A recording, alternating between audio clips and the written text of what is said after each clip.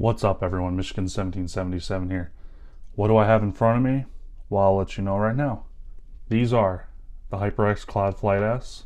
These are the HyperX Cloud 2 wireless, and I'm going to be doing the comparison today to see what the headphones offer and what I think looks better, which ones I like more, so on and so forth.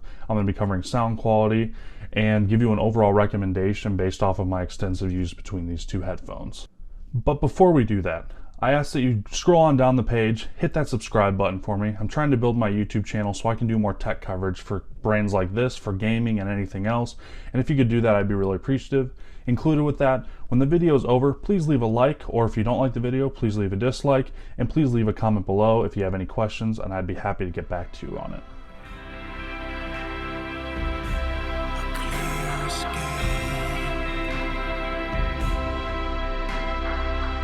To begin this video, I'm going to start with the HyperX Cloud Flight S. Now, I've covered these before a little bit, not too far in depth. Basically, these do have a swivel on them, as you can see, and this is a great feature in itself. It helps for comfort and everything else. On top of that, on the bottom here, you have a micro USB slot, which is located right here. There is the microphone slot, which is right here. This is for the surround sound and to, basically just enable that.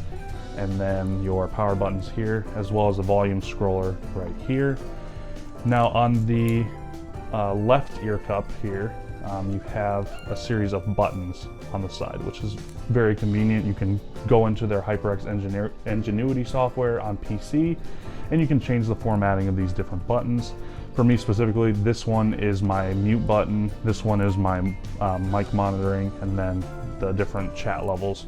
Now, it is to be noted, if you are on PS4 or on PS5, that these features will not work as well. The mic monitoring and the mute button work well, but the voice chat, that doesn't really change. You can't really do anything with that since it's not directly linked to Sony software. This is the microphone that it comes with. I think it's 50 hertz up to 20,000 kilohertz or something. I don't know the specific details, but it's clean, a little nasally. But if you do need a microphone quality test for both of these headphones, because they use the exact same mic, I put up a Skyrim video earlier using these headphones directly from the PlayStation, and personally I think they sound just fine. Now, these are the HyperX Cloud 2 wireless. As you can see, just based off of what I have here, these are brushed aluminum. Same with the sides here, it feels very nice. There's a volume rocker down here to change your volume settings, and there's the power button here and the surround sound / mic monitoring button. Now, the big difference I need to say between the two that I do like on these more than the Cloud Flight 2s or the Cloud Flight S's, these have a USB-C charging cable, which is very nice.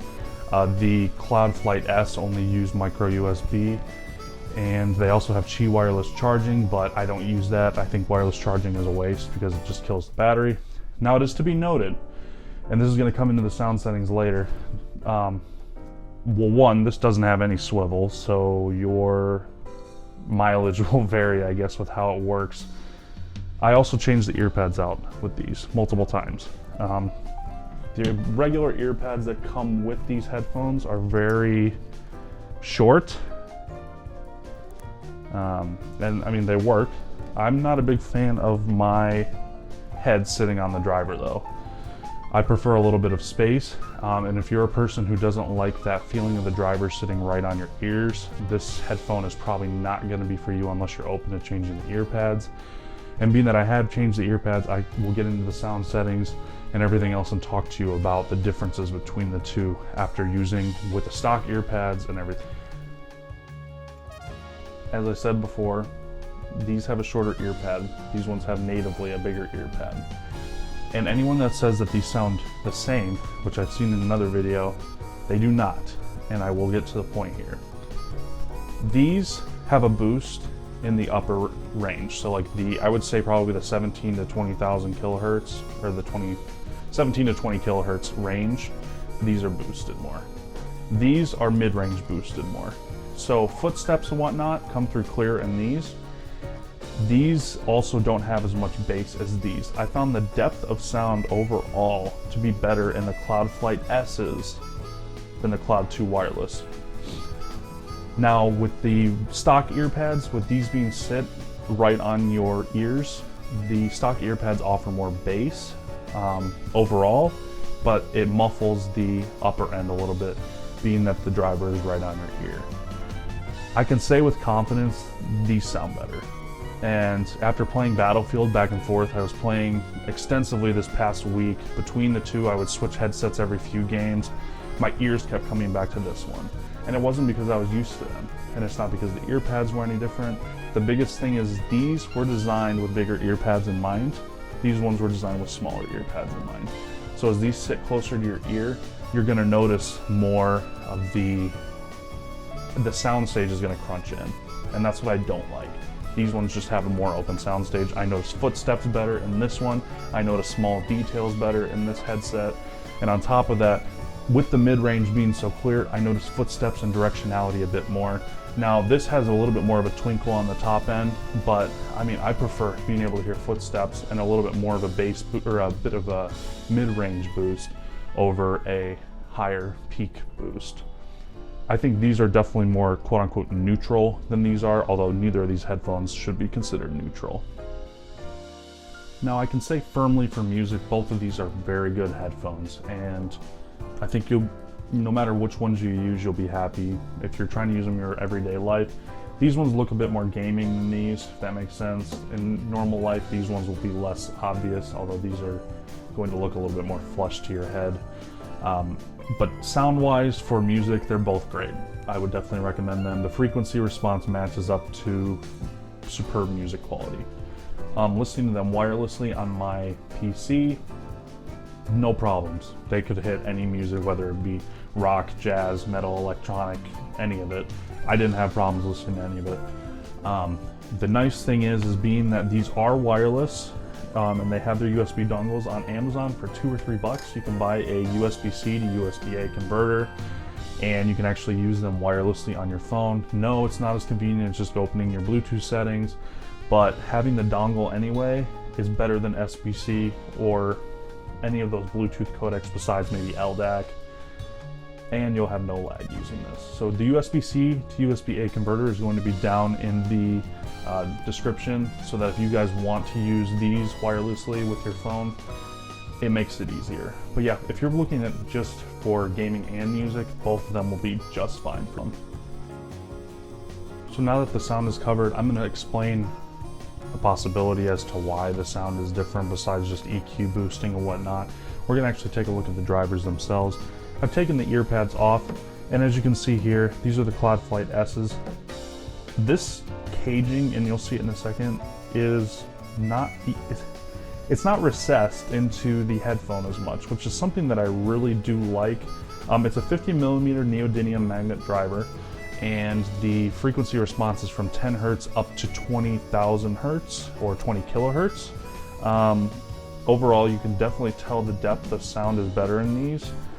And now when switching over to the Cloud 2 wireless, there's just so much. It's the same style. It's 53mm neodymium magnet driver. You would think 53 is better than 50. In this case, it's not. And I think part of the reason that the sound is it's not as clean or clear is because this is the casing is so recessed in these. There's almost, I would say, half a centimeter to a centimeter of depth between the driver before it even hits into the ear pad. Because the ear pad, there's a line right here. There's a line right here where the ear pad is inserted, but they put foam into here. Okay, foam. What foam is going to do is it's going to take away some of those highs a little bit. It's going to kind of tame the sound a little bit. But the other thing, these are the native ear pads. More foam. Why is there more foam? If you put the ear pad on now and you have double foam layer on your ear pads, they're not going to sound as good. I don't understand the logic behind it, why they would double up the foam, but that's their choice. I think that's part of the reason the soundstage suffers so much though, is because your ears or the driver's so recessed into the headphone, and you're not getting as much depth compared to the other headphone. Now it is to be noted as well, these both have a 7.1 quote-unquote surround sound option, and junk on both of them, honestly. Don't buy headphones based off of 7.1, the marketing gimmicks.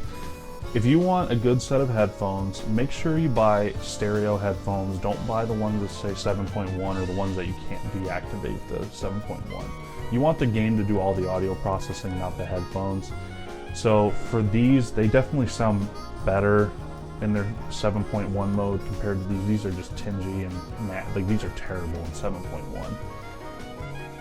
But neither of them sound as good as just leaving this headphones on stereo and choosing your sound settings within the game. On Battlefield 5, the 3D headphones option works best when you have stereo headphones and they aren't trying to push that 7.1 sound option.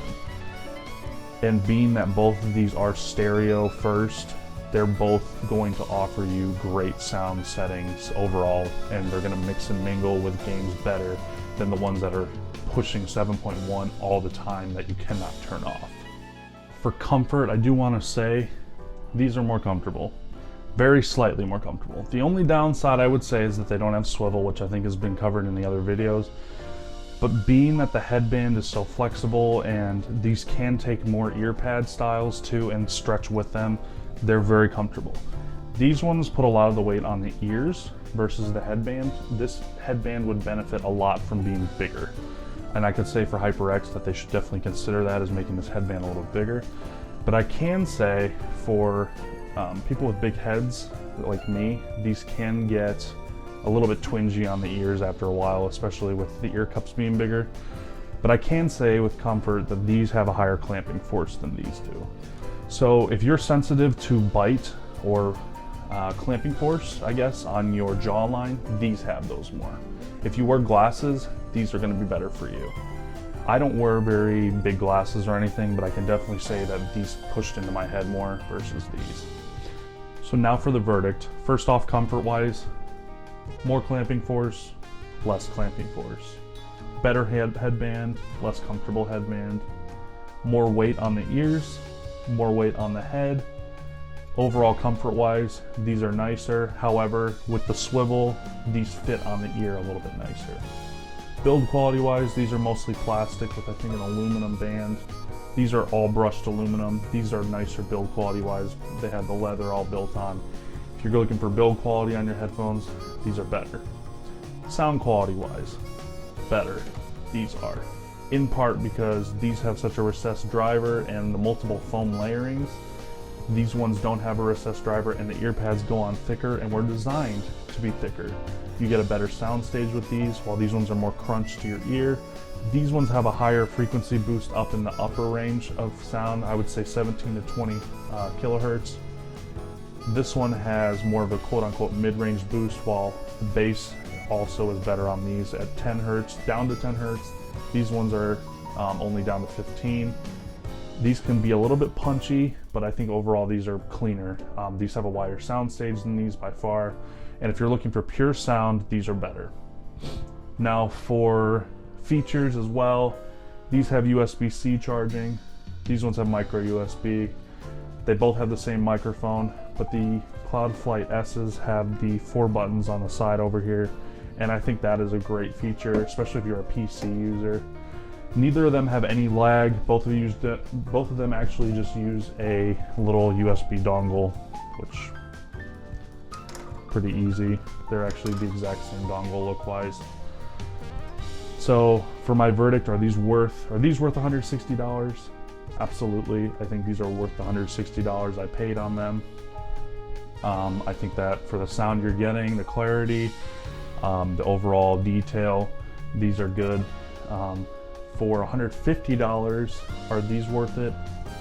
That's pushing it. I would say these are probably $120 to $130, and that's probably where I'd be comfortable spending. If you can get these on sale, I definitely would recommend them. I don't want anyone to say, oh, well, he's just harping on the Cloud 2 wireless. No, I'm not. These are great headphones, and if I was a person going from, an $50 to $80 headphone jumping up to these, I'd be a very happy person. The problem is I'm used to using these higher end headphones, and when you start having to split hairs on the market and you're getting to the higher end gaming headphones, these are just objectively better headphones, and they are worth $160. These, I think a lot of people enjoy the nostalgia on just because of the Cloud 2s were so popular. But yeah, that's basically it. If you all have any questions, please leave them in the comments. I'd be happy to answer them, or just leave general comments. I'd love to talk with you all, hear your thoughts. If you like this video, please like it. If not, dislike it. And please, once again, subscribe. I want to keep doing tech stuff with you guys, and I want to keep building these videos for you all so I can help you make your best purchasing decision. Anyway, I hope you all enjoyed the video. Have a great day, great evening, whatever it might be where you are, and I will see you all later. Thank you.